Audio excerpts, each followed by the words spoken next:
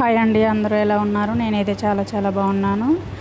ఈరోజైతే మా పిల్లలు పాలల్లో రస్క్ వేసుకొని తిన్నారు. అందులో ఒక 3 రస్కులు మిగిలిపోతే ఏవో చిన్నగా డబుల్ కా మీఠా చేద్దామనేసి పెట్టి వీడియో తీస్తుంటే అవి అయితే మాడిపోయాయి. చూడండి ఎలా మాడిపోయాయో.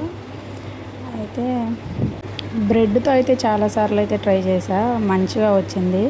కానీ ఫస్ట్ టైం రస్క్తో చేయడం, అవి మాడిపోయాయి ఎలా ఉంటాయో అనేసి అని కొంచెం భయం.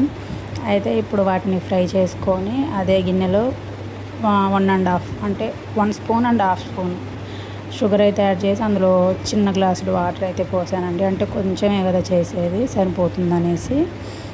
అదైతే మరుగుతుంది. అది పాకం ఏం అవసరం లేదు, మామూలుగా షుగర్ అంతా కరిగిపోతే చాలు.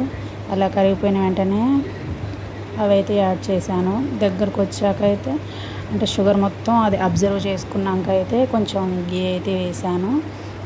గీ స్మెల్ అయితే చాలా బాగుందండి. మా ఇంట్లోనే ప్రిపేర్ చేసాను. ఆ వీడియో కూడా నేను షార్ట్లో పెట్టా, ఎవరైనా చూడకపోతే వెళ్ళి చూడండి. మన ఛానల్ ఫస్ట్ టైం చూసిన వాళ్ళైతే please like, share and subscribe అండి.